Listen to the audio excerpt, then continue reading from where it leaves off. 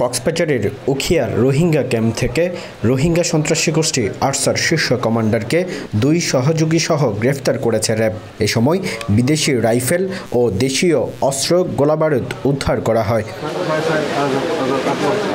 বুধবার সকালে এক সংবাদ সম্মেলনে র্যাব 15-এর অধিনায়ক lieutenant colonel HM Sajjad Hossain দাবি করেন, ক্যাম্পে সংঘটিত বিভিন্ন হত্যাকাণ্ডের সাথে জড়িত আরসার কিলিং গ্রুপ কমান্ডার ও ক্যাম্প 17-এর জোন কমান্ডার হাফিজ কামাল, সেনাবাহিনীর 10 পদাতিক ডিভিশনের গোয়েন্দা শাখা ও রাষ্ট্রীয় গোয়েন্দা সংস্থার তথ্যের ভিত্তিতে হাফিজ কামালকে ধরতে অভিযান চালানো হয়।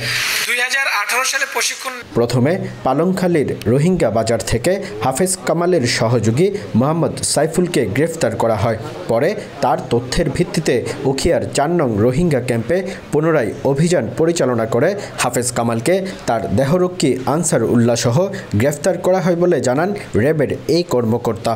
এই হাফিজ কামালের নির্দেশে বা তার সংগঠনের এই বিভিন্ন ধরনের যে অপরাধমূলক কর্মকাণ্ড সেটা সংগঠিত হয়েছিল এবং আমরা তার অধীনে বেশ কিছু অস্ত্র এবং তার যে সদস্য 10 থেকে 12 জন তার গ্রুপের সদস্য এবং তাদের কাছে বেশ কিছু অস্ত্র রয়েছে। আমরা গতকাল 2টি অস্ত্র সহকারে তাকে আইনের আওতায় নিয়ে আসছি এবং তার সহযোগী 2 জনকে আমরা আইনের আওতায় নিয়ে আসতে সক্ষম হই।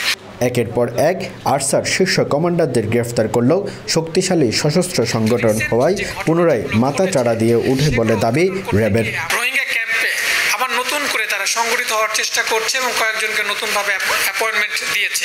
র্যাব জানায়, বিভিন্ন সময় সন্ত্রাস বিরোধী অভিযান পরিচালনা করে আরসার কয়েকজন শীর্ষ কমান্ডার সহ 118 জন সন্ত্রাসীকে গ্রেফতার করা হয়েছে এ পর্যন্ত।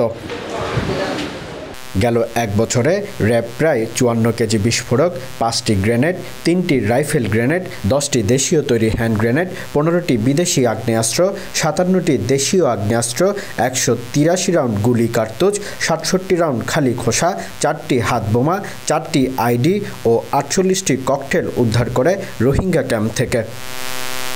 সৌরভ দেব, দেশ টিভি, কক্সবাজার।